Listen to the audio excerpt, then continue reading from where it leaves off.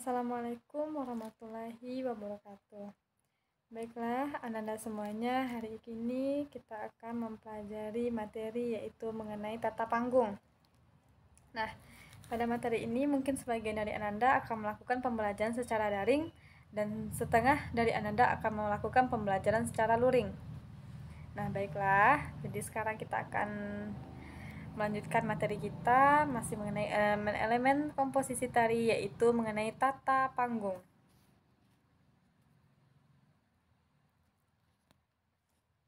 Nah, masuk kepada pengertian tata panggung.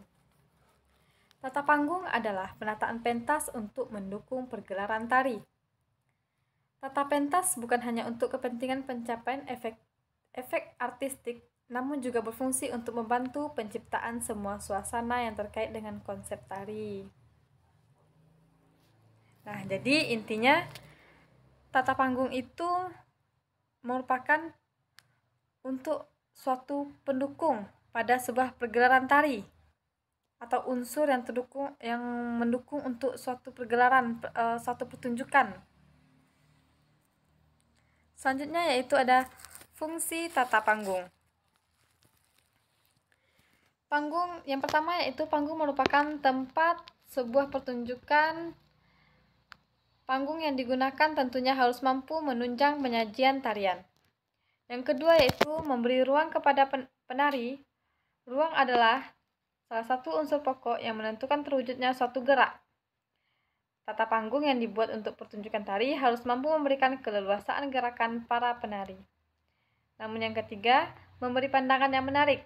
Tata panggung tarian dapat menciptakan pemandangan yang menarik sehingga dapat menambah keindahan penyajian sebuah pentas tari. Namun yang keempat, fungsi panggung yaitu memberi pernyataan suasana tari. Fungsi panggung sebagai pemberi suasana tari artinya panggung yang digunakan dapat menggambarkan suasana tarian yang dipertunjukkan. Selanjutnya yaitu macam-macam tata panggung.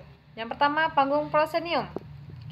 Merupakan panggung konvensional yang memiliki ruang proscenium atau suatu bingkai gambar melalui mana penonton yang menyaksikan pertunjukan. Hubungan antara panggung dan auditorium dipisahkan atau dibatasi oleh dinding atau lubang proscenium. Sedangkan sisi atau tepi lubang proscenium bisa berupa garis lengkung atau garis lurus yang dapat disebut dengan pelengkung proscenium atau proscenium arch. Nah, panggung proscenium dibuat untuk membatasi daerah pemeran dengan penonton. Arah dari panggung ini hanya satu jurusan, yaitu ke arah penonton saja, agar pandangan penonton lebih terpusat ke arah pertunjukan. Para pemeran di atas panggung juga agar lebih jelas dan memusatkan perhatian penonton.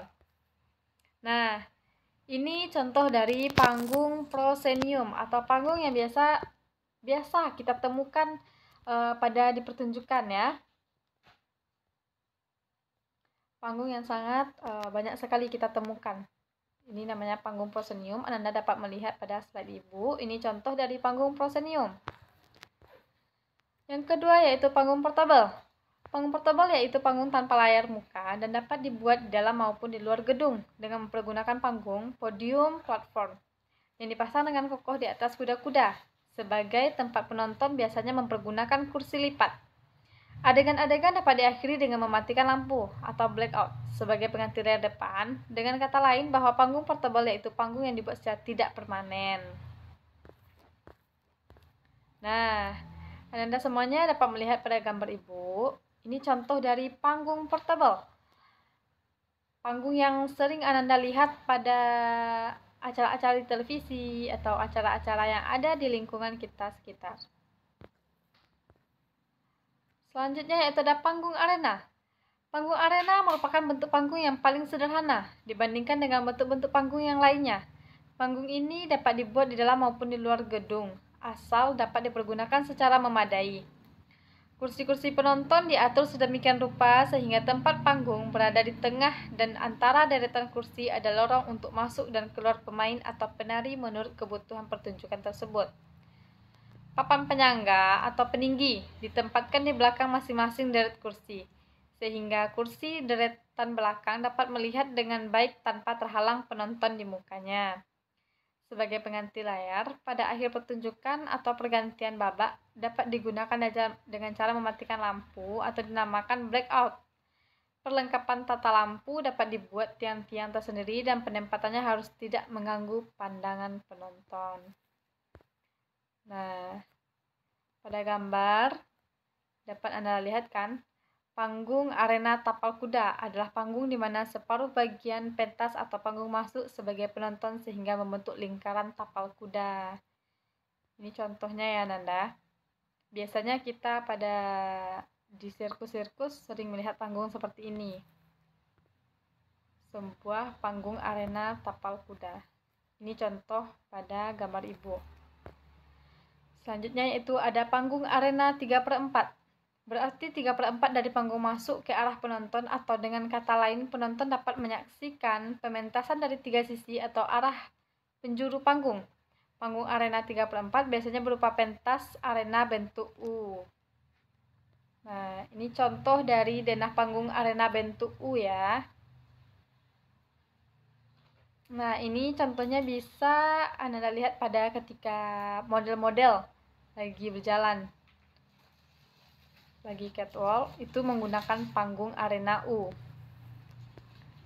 Selanjutnya yaitu panggung arena penuh, yaitu di mana penonton dapat menyaksikan pertunjukan dari segala sudut atau arah, dan arena bermain berada di tengah-tengah penonton. Panggung arena penuh biasanya panggung arena bujur, sangkar, atau panggung arena bentuk lingkaran. Nah, dapat Anda lihat kan, keempat sisinya penonton dapat melihat denah panggung arena bujur sangkar. Nah, gambar selanjutnya yaitu denah panggung arena bentuk lingkaran. Ini contohnya ya. Selanjutnya yaitu panggung terbuka. Panggung terbuka sebetulnya lahir dan dibuat di daerah atau tempat terbuka. Panggung bervariasi dapat digunakan untuk memproduksi pertunjukan di tempat terbuka. Pentas dapat dibuat di beranda rumah, teras sebuah gedung dengan penonton berada di halaman, atau dapat diadakan di sebuah tempat yang landai di mana penonton berada di bagian bawah tempat tersebut.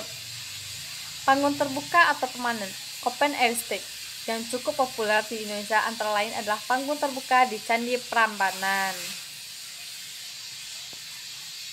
Nah, ini contohnya denah panggung terbuka.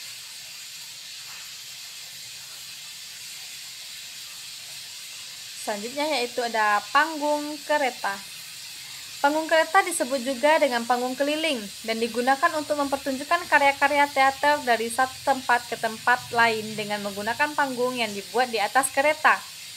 Perkembangan sekarang, panggung tidak dibuat di atas kereta, tetapi dibuat di atas mobil trailer yang diperlengkapi menurut kebutuhan dan perlengkapan tata cahaya yang sesuai dengan kebutuhan pentas. Jadi, kelompok kesenian dapat mementaskan karyanya dari satu tempat ke tempat lain, tanpa harus memikirkan gedung pertunjukan, tetapi hanya mencari tanah yang agak lapang untuk memarkir kereta dan penonton bebas untuk menonton. Itu dinamakan panggung kereta. Nah, ini contoh dari panggung-panggung kereta. Dapat Anda lihat contoh-contohnya.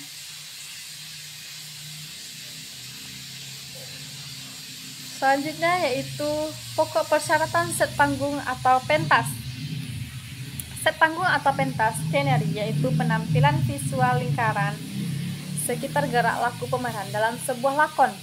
Untuk itu, dalam merancang pentas harus memperhatikan aspek-aspek tempat gerak laku, memperkuat gerak laku, dan mendandani atau memperindah gerak laku. Oleh sebab itu, tugas seorang perancang pentas hendaklah merencanakan setnya sedemikian rupa sehingga yang pertama, dapat memberi ruang kepada gerak laku, yang kedua, dapat memberi pernyataan suasana pemain, yang ketiga, dapat memberi pandangan yang menarik, yang keempat, dapat dilihat dan dimengerti oleh penonton, yang kelima, merupakan rancangan yang sederhana, yang keenam, dapat bermanfaat terus-menerus bagi pemeran atau pelaku. Yang ketujuh, dapat secara efisien dibuat, disusun, dan dibawa. Yang kedelapan, dapat membuat rancangan yang menunjukkan bahwa setiap elemen yang terdapat di dalam penampilan visual pentasnya memiliki hubungan satu sama lain. Selanjutnya yaitu seorang perancang pentas yang membuat set harus memiliki tujuan. Yang pertama, lokatif, yaitu penataan pentas harus dapat memberi tempat kepada gerak perilaku pertunjukan. Yang kedua, ekspresif, yaitu penataan pentas harus dapat memperkuat gerak laku dengan memberi penjelasan, menggambarkan keadaan sekitar dan menciptakan suasana bagi gerak laku tersebut. Yang ketiga yaitu atraktif, yaitu pentas itu harus dapat memberi pandangan yang menarik bagi penonton. Yang keempat, sederhana, yaitu penataan pentas itu harus sederhana. Penataannya tidak ruwet dan penonton dapat melihat dan menarik maknanya tanpa memeras pikiran dan perasaan. Yang kelima, bermanfaat, yaitu penataan pentas harus dirancang sedemikian rupa sehingga dapat bermanfaat bagi para pemeran dengan efektif dan seefisien mungkin. Praktis, yaitu penataan pentas itu harus dapat secara efisien dibuat, disusun dan dibawa serta dapat memenuhi kebutuhan teknis pembuatan tata pentas atau skenario. Yang ketujuh, organis, yaitu penataan pentas itu harus dapat menunjukkan setiap elemen yang terdapat di dalam penampilan visual penataannya dan memiliki hubungan satu sama lainnya. Nah, itu setelah selesai, itulah beberapa penjelasan dari tata panggung, pengertian, fungsi, tujuan, dan contoh-contoh dari penata tata panggung. Semoga Anda dapat mengerti, dapat memahami dengan contoh-contoh, dengan gambar-gambar yang sudah ada pada PowerPoint.